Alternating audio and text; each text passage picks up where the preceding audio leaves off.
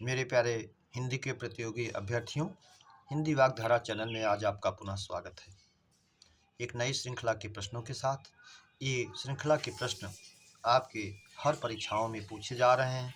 उसी को ध्यान में रख कर के कि आपकी परीक्षा के लिए बहुत ही उपयोगी सिद्ध हों, आप पूर्णांक की ओर बढ़ सकें, इन बातों को ध्यान में रख कर के इसे लाया गया है। उम्मीद करता हूँ आपको बेहतर लगेगा तो इसे सब्सक्राइब, लाइक और शेयर अपने मित्रों में ज़रूर करेंगे। आइए आगे बढ़ते हुए हम लोग अपने पहले प्रश्न की शुरुआत करते हैं। पहला प्रश्न है हमारा, रूपक अलंकार के सम्राट हैं? ए सूरदास, बी तुलसीदास, सी रैदास, डी कोई नहीं। तो रूपक अलंकार के सम्राट जो हैं तुलसीदास जी हैं, इसलिए विकल्प भी हमारा सही हो जाएगा, तुलसीदास। प्रश्न नंबर 2, शीतोष्ण में संधि है? गुण स्वर संधि, यण स्वर संधि, वृद्धि स्वर संधि, अयादि स्वर संधि। शीत प्लस उष्ण, आ या आ के बाद उ या उ आए तो ओ हो जाता है गुण स्वर संधि में, जिसका सूत्र होता है आदि गुणा। इसलिए विकल्प ए हमारा सही हो जाएगा, गुण स्वर संधि। प्रश्न नंबर 3, धर्म में समास है? ए द्वंद्व, बी द्विगु, सी तत्पुरुष, डी कर्मधारय। तो धर्म आप जानते हैं, धर्म और अधर्म, ये आपका जो है द्वंद्व समास में जाएगा, इसलिए ये विकल्प ए सही हो जाएगा, द्वंद्व समास। द्वंद्व समास में भी इसका एक विभेद है, वैकल्पिक द्वंद्व, जिसमें जाता है, अगर आपसे पूछता है द्वंद्व समास के कितने भेद हैं, तो आप संख्या भी जानते रहिए, 3। इतरेतर द्वंद्व, समाहार द्वंद्व, वैकल्पिक द्वंद्व। वैकल्पिक द्वंद्व में प्रायः दोनों शब्द एक दूसरे के विपरीत विलोमार्थी होते हैं, और ये आप जानते हैं दोनों शब्दों के बीच में योजक चिन्ह होता है, लेकिन प्रायः ऐसा सब में नहीं, जिसमें संधि हो जाती है उसमें नहीं होता है। पाप पुण्य, लाभ हानि ऐसे शब्दों में तो होता है, लेकिन धर्माधर्म, लाभा लाभ में नहीं होगा, इसलिए इसे भी आप जानते रहें। प्रश्न नंबर 4, या, अथवा, इसलिए, अतः, फिर भी आदि किस वाक्य में प्रयुक्त होते हैं? ए सरल वाक्य, बी संयुक्त वाक्य, बी सी मिश्र वाक्य, डी कोई नहीं। तो या, अथवा, इसलिए, अतः, फिर भी, तो, नहीं तो, किंतु, परंतु, लेकिन, पर, ये सब आपके संयुक्त वाक्य के वाचक चिन्ह हैं, इसलिए विकल्प भी हमारा सही हो जाएगा। दोनों जो है एक स्वतंत्र वाक्य होते हैं, लेकिन इन योजक चिन्हों से जुड़े होते हैं, इसलिए ये संयुक्त वाक्य में जाता है। प्रश्न नंबर 5, वर्ष से व्यंजन है? वर्ष से व्यंजन है? ए जल रस, बी जल रस न, सी दोनों, डी कोई नहीं। तो एक वर्ण इसमें कम है, ना इसमें नहीं है, और ये वर्ष से व्यंजन हमारे 5 होते हैं, जो जल रस न होते हैं। तो इसको भी सरल जन जल रसन कैसे भी करके आप अपने दिमाग में बैठाए रहें, और पांचों को ये वर्ष से कहा जाता है व्यंजन। प्रश्न नंबर 6, तो इसलिए विकल्प भी हमारा सही हो जाएगा। प्रश्न नंबर 6, ऊपरी दंत के मसूड़ों से बोले जाने वाले वर्ण हैं? वर्ष, वर्ष से व्यंजन, द्विगुण व्यंजन, कोई नहीं। तो यही ऊपरी दांत के मसूड़ों के प्रभाव में जो रहते हैं व्यंजन, उन्हें वर्ष से व्यंजन कहा जाता है, इसलिए विकल्प भी हमारा सही हो जाएगा। प्रश्न नंबर 7, वर्ष से व्यंजन रेखांकित में वर्ण और अक्षर है? इस वर्ष में कितने वर्ण हैं और कितने अक्षर हैं? तो आप जानते हैं अक्षर उन्हीं को कहेंगे जो एक स्वराघात से युक्त है। तो इसमें ऐसे हैं 5 जो एक स्वराघात से युक्त नहीं है, अगर उनको अलग किया जाए तो वा में आ निकल आएगा, शुद्ध व्यंजन ता है, और शुद्ध व्यंजन रा जो रेप हो गया है, ता है, और उसके बाद सा है व्यंजन के रूप में, या है। तो इस तरह से हमारे 7, वा आ 2, रा 3, ता 4, सा 5 और या 6, और उसमें आ है 7। तो 7 तो हमारे वर्ण हो गए, और 2 अक्षर हो गए, वा और या, जो एक स्वराघात से युक्त हैं, इसलिए 2 हो गए हमारे अक्षर, 7 वर्ण हो गए। तो पहला विकल्प ही हमारा सही है, 4, 3, 4, 5, डी कोई नहीं से कोई मतलब नहीं। प्रश्न नंबर 8, शिकारी ने शिकार के लिए जाल फैलाया, रेखांकित में कारक है? ए संप्रदान कारक, बी करण कारक, सी अपादान कारक, डी सभी। तो रेखांकित में है शिकार के लिए, आप जानते भी हैं के लिए आता है संप्रदान कारक के लिए, जिस हेतु कोई कार्य किया जाए तो संप्रदान कारक में जाएगा, विकल्प ए हमारा सही हो जाएगा। प्रश्न नंबर 9, वह नहाने गए में कारक है।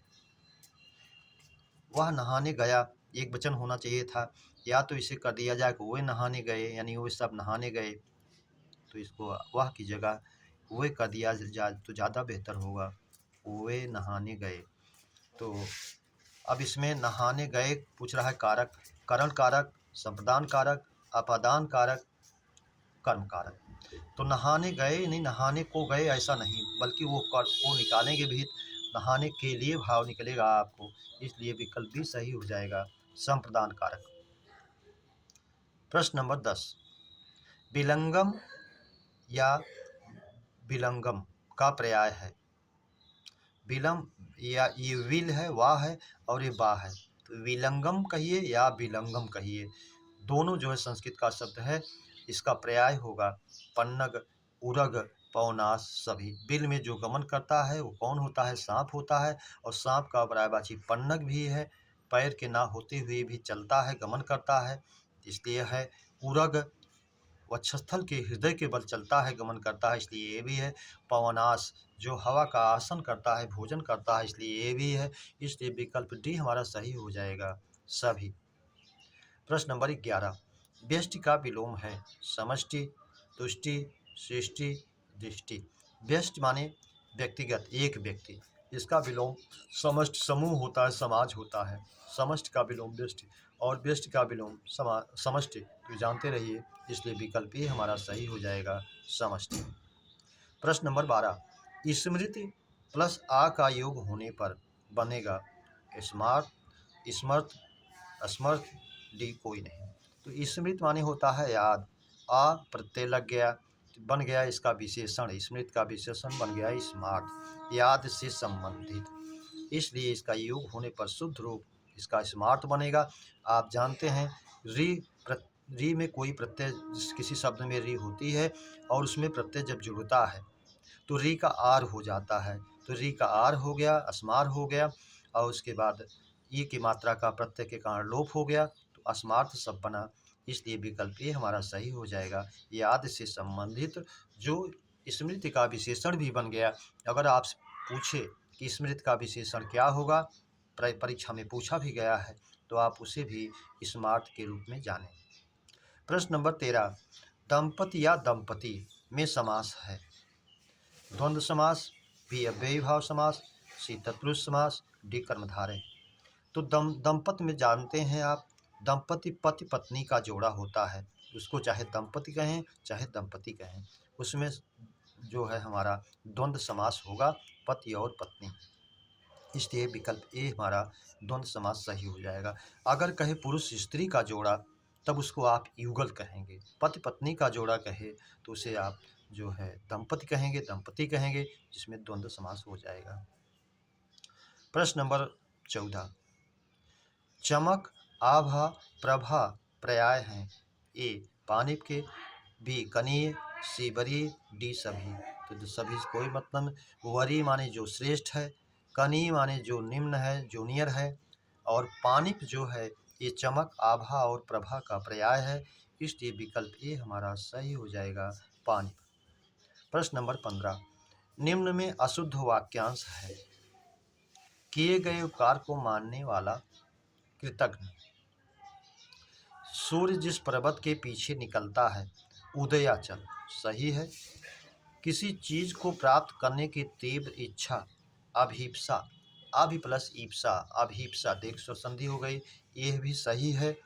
अगला प्रश्न है, ग्रहण करने या पकड़ने की, ग्रहण करने या पकड़ने की इच्छा, इसमें दिया है जिहीर्षा, तो ग्रहण करने या पकड़ने की इच्छा, तो जिहीर्षा दिया है, ये भी है सही है। या हरण करने की इच्छा कहे तो ये भी जिहीर्षा भी सही होगा, इसलिए किए गए उपकार को मानने वाला कृतज्ञ होना चाहिए था। जिघृक्षा, जिहीर्षा, हरण करने की इच्छा, फिर से देख लीजिए, किए गए उपकार को मानने वाला कृतज्ञ अशुद्ध है, या अगर कृतज्ञ होता तो ये सही होता, इसलिए अशुद्ध है विकल्प ए। सूर्य जिस पर्वत के पीछे निकलता है उदयाचल सही है।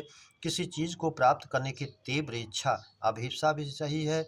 ग्रहण करने या पकड़ने की इच्छा, तो यहाँ जिघ्रिच्छा होना चाहिए था, जिहीर्षा दे दिया। किसी चीज़ को हरण करने की इच्छा, तो यहाँ जिघ्रिच्छा होना चाहिए था। अशुद्ध लिख दिया गया है, ये भी अशुद्ध में जाता, इसलिए इसको शुद्ध किया जाए। जिघ्रिच्छा, किसी चीज़ को ग्रहण करने या पकड़ने की इच्छा, किसी चीज़ को हरण करने की इच्छा, जिहीर्षा हो जाएगा आपका। मेरे प्यारे बच्चों, इस श्रृंखला के प्रश्नों की चर्चा पर चर्चा हम लोगों ने विधिवत किया। उम्मीद करता हूँ इस श्रृंखला के प्रश्न आपको बेहतर लगे होंगे, तो आप इसे अपने मित्रों में सब्सक्राइब, लाइक और शेयर जरूर करें। आप लोगों के भविष्य की उज्जवल कामना के साथ अगली श्रृंखला के मिलने तक सभी को हृदय से धन्यवाद। जय हिंद।